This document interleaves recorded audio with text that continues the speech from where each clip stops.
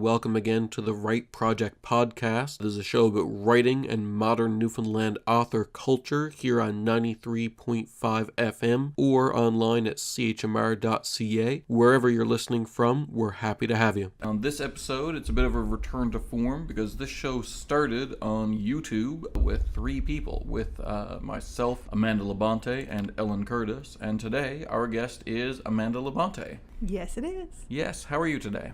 I'm good. How are you? I'm doing very well. Amanda is an author of 2 novels and 1 serialized novel. So she's written Call of the Sea, which is a YA mermaid adventure.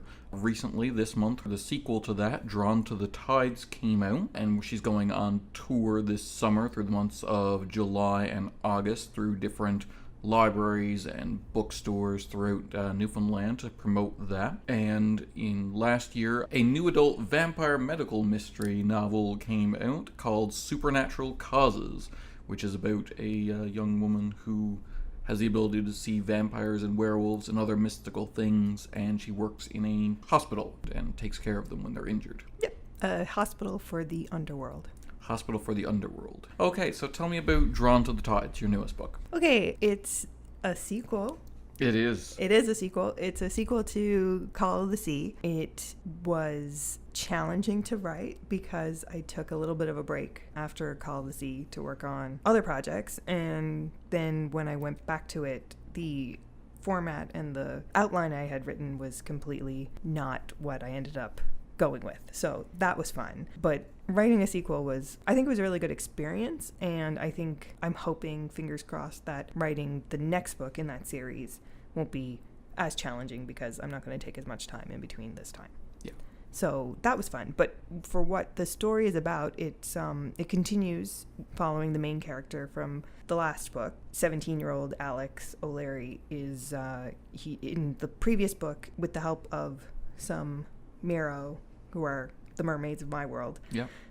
He searched for his missing brother, and I won't tell you how that went, but in the next book, he's kind of continuing with his adventures with trying to work with / integrate with the Miro world that he has come to know. Interesting. Cool. So it's more like an exploration of the Miro culture and the parts of that. It's his finding his way between two worlds. As much as anything else, it's almost like him trying to figure out if he belongs in just the human world or if he has a place in the Miro world that he now has spent so much time in. Yeah. And also, he's 17 and it's his senior year, so you gotta graduate school. Interesting. So all that with from the perspective of high school.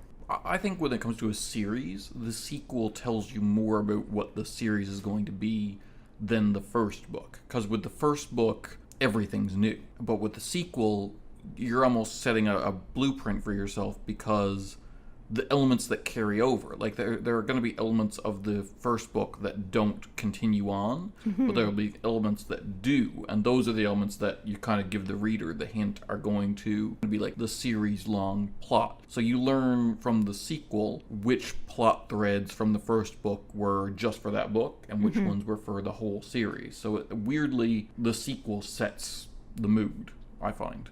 That's true. Actually, I never really considered it from that perspective, but there are definitely characters that I realized were more important to the story as I continued writing than I had originally thought in book 1, that they showed up in book 1, I didn't really think much of them, and now I find that they're really important. Yeah. And they're continuing through, and there are plot lines that just feel finished. Yeah, I think for setting the tone going forward, I think maybe that's part of why writing the sequel was a challenge. It was trying to figure out how the feel of the story was going to be from here on out. So yeah, it's an interesting observation, Matt. Thank you. I have those sometimes. Yeah, it's interesting that you brought up that when you were planning it, it was different from what it ended up being, because I find that happens a lot. As much as you want writing to be evergreen, and the finished product sometimes is, that's the hope, your initial plan isn't. Like, your initial plan is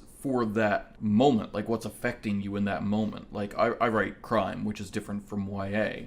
There's always two plots in my novel. There's what's happening on a character level, like how that character is growing and changing, and then there's the actual crime, like here's something bad happened, we have to find out who did it and put them away or deal with them in some way. That part changes every time because it'll be what's scaring me at the time, what's angering me at the time, what's in the news at the time. Like that kind of stuff inspires me. And then by the time I go to write it, those are the parts that change. Do you find that there are some parts that are still the same, or was everything different, or? From the outline to the finished Yeah. book, you mean? Yeah, I think so. I think the things that stayed the same were things about the character's growth and change. Yeah. Because he had to go through certain things, and I knew going into it that he was going to have to make certain difficult decisions. And I think that working with an editor on it, the thing that I wanted for consistency as much as anything else was to make sure that how the character developed and changed and was affected by the decisions that he made was true to who he was, so that he was growing the way that I had kind of set him up to grow. Yeah.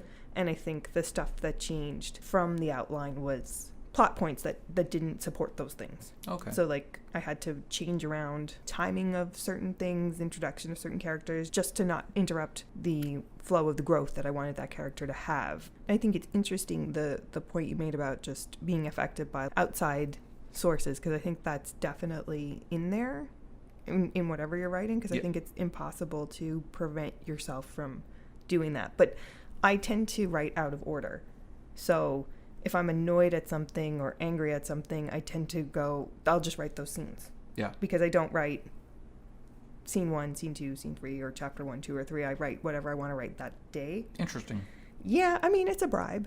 Yeah. It's how I bribe myself to write. I can write whatever scene I'm in the mood to write. I just have to write something for this particular for the project that I'm working on. So I think that probably fulfills that aspect of my personality, because I can, if I'm in a happy mood, or like if I'm in a kind of melancholy mood, I'll just kind of write I'll go to those key scenes that I want to write, and that kind of is how that kind of comes out. Cool. Yeah, I mean, when you're editing, you have to do it in order, but Yeah. when I'm writing, I don't.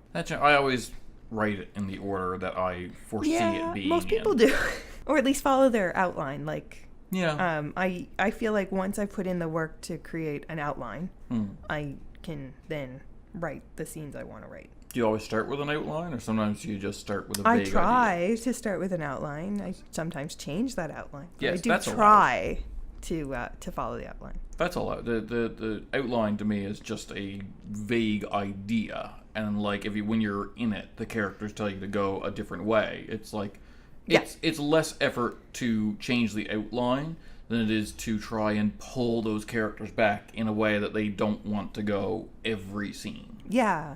I have this theory that most writing is a mystery of some sort. You're solving something as you go. It's like, even if it's YA or if it's a crime novel, that usually you're following kind of like a flow towards a certain goal.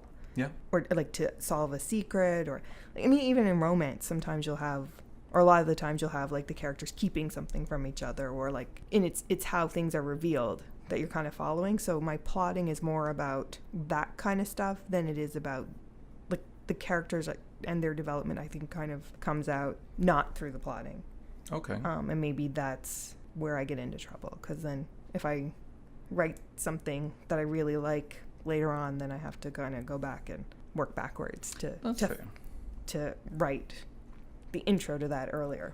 Yeah, that's what I would always be worried about, is that, or what if I've written a bunch of characters with, I mean, it's a crime novel, so anything can happen. Like, what if I've written a bunch of scenes with a character later in the novel, and then earlier in the novel, I want something bad to happen to some character, like something that would preclude them from being in a scene, like dying. Mm-hmm. You know, like if I don't write it in order, then I am constrained. Then I can't just kill someone or a character. Yeah, I've never had that happen. Yeah. I did write a scene this time around that caused problems like that, because a character, as I was writing, I realized that there was a character that needed to be away. Like just gone. Like out of town. Yeah. For a prolonged period of time. Yeah.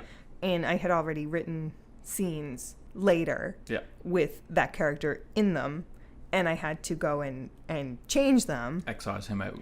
Yeah, so that was fun. But, I mean, yeah, I guess you get into trouble sometimes. But the benefit for me is that if I wrote in order, I don't think that I would sit down to write as often. That's fair. So it's the ends justify the means, but you have to make sure that you have a competent editor who catches the fact that you left somebody in a scene who is out of town, and you did not resolve that, and you didn't catch it in your own edit. Yeah. Did that happen?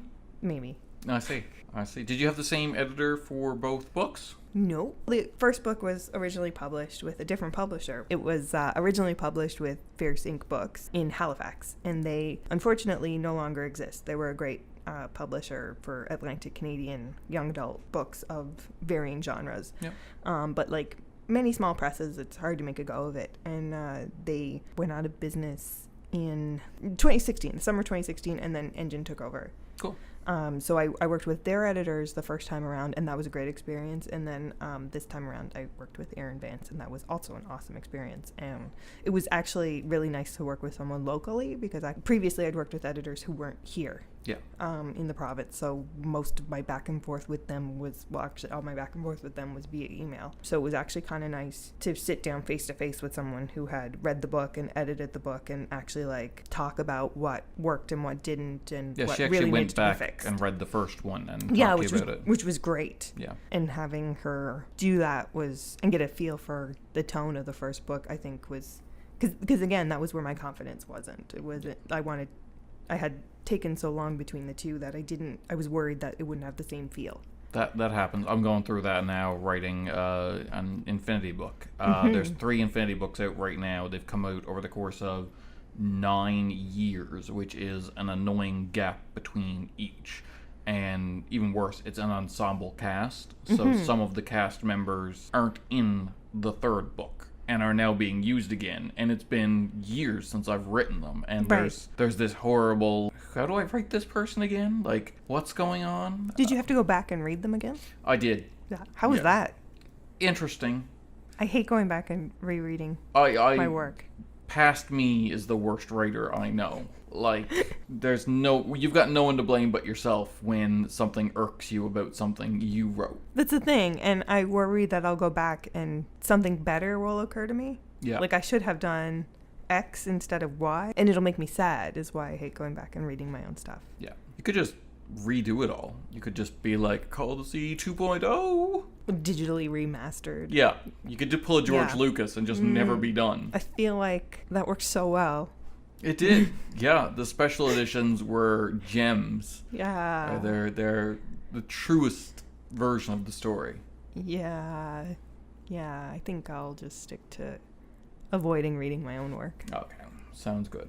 Is there going to be a big gap between the second and third one again, or do you think you'll get it out fairly soon? I think that the publisher I'm working with now is like, they're like super annoying and they want it out like next year. I see. It's horrid. It's just terrible, Matt. There was going to be 3. There's possibly more now? Yeah, so where the second book was going to end is not where it ended. It ended actually, like in the original outline I had, just for the purposes of timing and plot, I only went about a third of the way that I thought I was going to go. Okay. Which is odd for me because I generally write too short. Yeah. So usually my plot is thin and I kind of have to go back and like actually make it add meat to the bone. Yeah. I generally write a skeleton. So this time it was odd to have too much plot to have to work with. So the next book may actually just finish where the original outline of the second book was. So cool. We'll see where that goes. I plan to do a lot of the work on that story this summer because I actually find,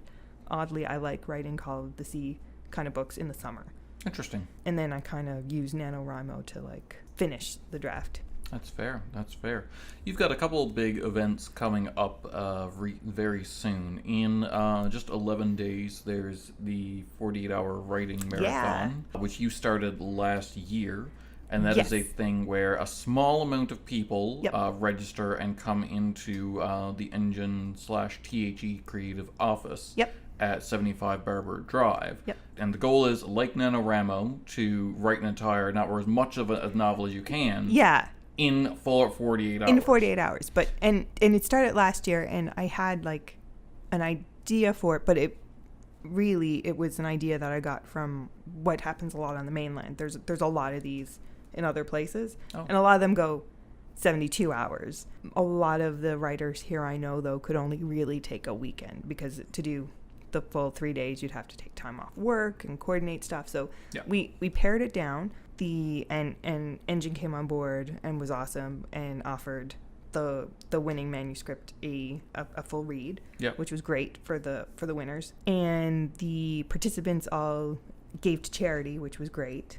And that's what we're hoping to do again this year. And the goal isn't to produce a novel as much as it is to get some of the bones down for what a novel will be in a concentrated 48-hour period.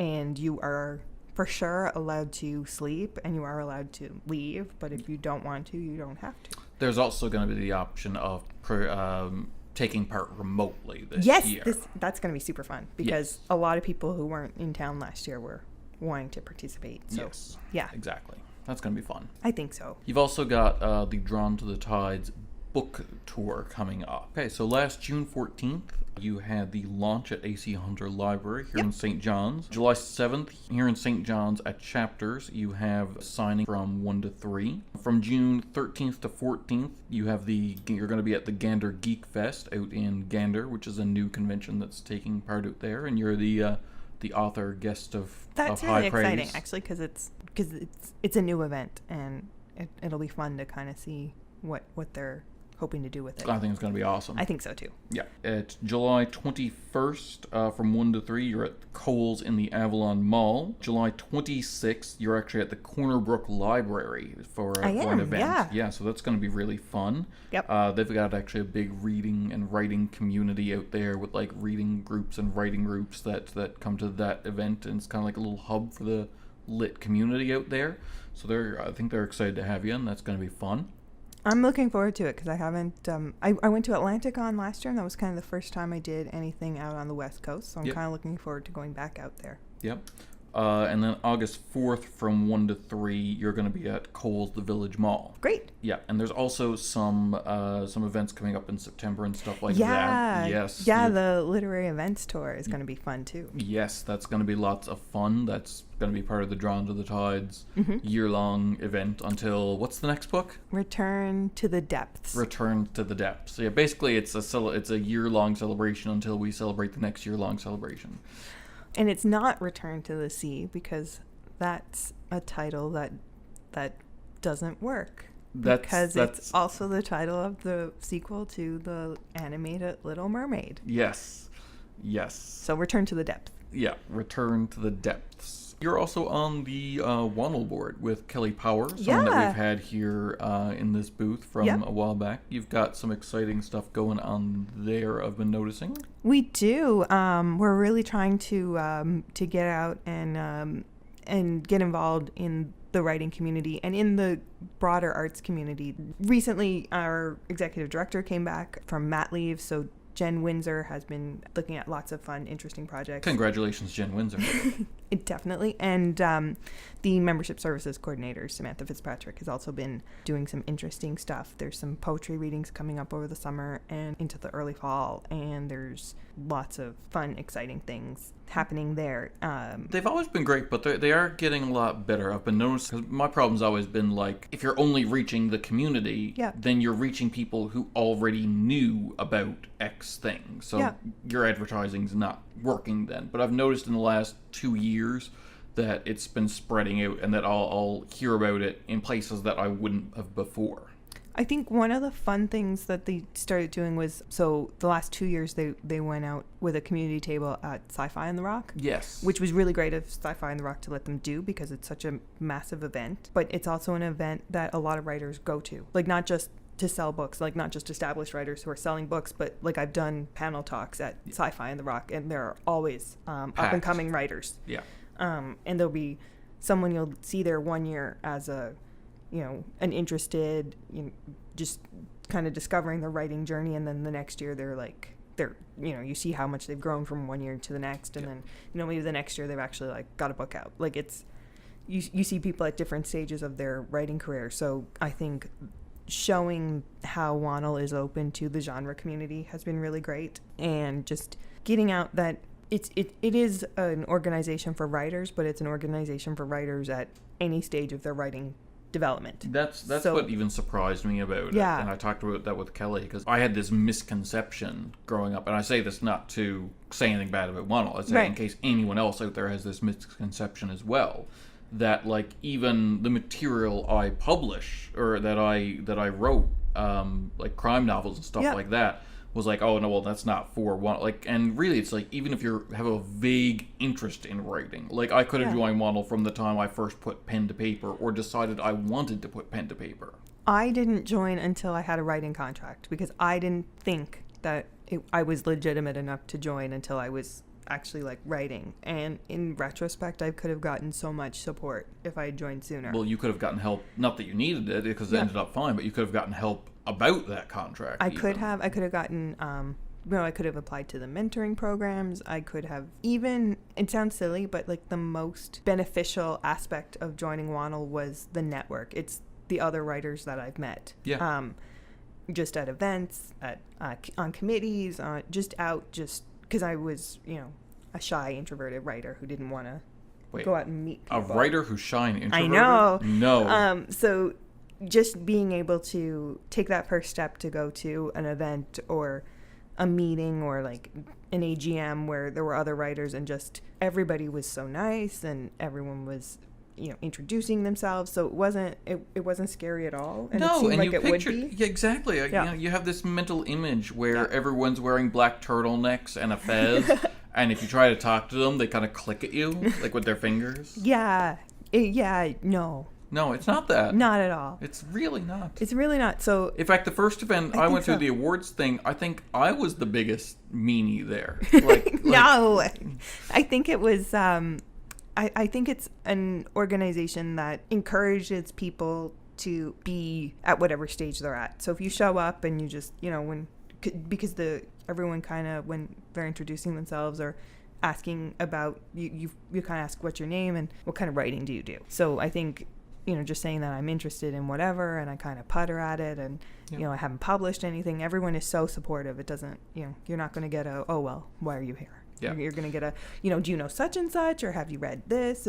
You'll really get people kind of pushing you to, to meet other people in your genre or in the field that you kind of want to go into. I don't think anybody's going to put up a barrier or a wall. Yeah. It's a great organization that way. It is. It's really great. I feel. Yeah. I'm a little biased. And Kelly's lots of fun. For sure. Yeah. Kelly was singing its praises there a few weeks ago. We joined the board at the same time, and I think we were both kind of, wondering if we were going to fit in, if it was, did we really belong here? You were the new kids at school. We were new, and it was great. And I think that we'd love more new kids. Drawn to the Times is dedicated to your mother, I noticed. It is. It says, I know your mom. She's a classy lady. Is that right? It says, for a lot of reasons. Yeah. What are some of those reasons? For most, they're the usual reasons you would dedicate something to your mom, because you feel she had some hand in your coming upbringing, that kind of thing. So there's that. I'm fortunate in that my mom is very supportive of the fact that I write, and is very interested in, for me and my sister's a dancer, so she's very interested in us pursuing the arts and in supporting us doing the arts, but in a very much everything we do isn't automatically perfect kind of way. In a she always supported us to work on our art. That can be detrimental. Not the way your mom did, but the way you just said, like when you're overly enthusiastic, like you're like too much enthusiastic. We weren't perfect. Yeah, it was great. Like we were always like encouraged, but it wasn't like, oh, you're perfect just the way you are. Stop everything you're doing, and everyone needs to love you and love this exactly how it is. She encouraged us to, if that were the case, like, to take critique from editors, to be able to get better and better and better. Well, it's kind of like when you have a kid and you let them win at board games every time, Right. and then that kid goes to play with other kids, right. and they don't win. We didn't get to win at the board games, so No. there was that. But yeah, I mean, I guess that's probably the main reason why. Yeah. There's been a lot of praise for Call of the Sea, though. It's not like I haven't seen a lot of major critiques or anything like that, or teardowns or anything. I mean, no one's coming up to me to my face, so there's that. Well, I mean, you know. If they don't like it, they're keeping it, I mean, more to themselves, which I appreciate as much as firsthand- anything else. I know firsthand that people on Amazon aren't scared to give 1-star reviews, and I don't think there are many for yours. No, I mean, I think, not for Call of the Sea, I think when I wrote the serial, which I really enjoy writing. That's my favorite review. Is that there are people who don't, there was the review that didn't like it because it was a serial. Even though it says right on the front, this is a serial. Yeah, I mean, some people just, the fact that they took the time anyway, I guess I can be appreciative of. Yes. But that was kind of funny, and I don't have a problem with that. And I think, I don't read a lot of my review. Not that I have tons and tons of reviews. I'm not a person who reads my reviews because I think that I don't want to be a slave to like the good ones or the bad ones. Yeah, that's fair. I don't want to. I don't want my mood or my drive to write to be really. I mean, as a writer, you're already kind of. There's so many things outside your control for what you do. It's you can't control if a publisher will take your book. No. I mean, you can put your best foot forward, but at the end of the day, you can. I was turned down by a publisher early on because they did the full read, they requested the manuscript, but it just at the end of the read it wasn't what the direction they wanted to go in, and I have no control over that. So there's so much that you don't have control over that like I can control if I read the reviews, so I don't. Yeah, that's true, and I think that's a hard thing for author because I mean the word author comes from authority, and I think you have the utmost control over this text. So I think that mindset makes it hard for the parts of it that you have no control over.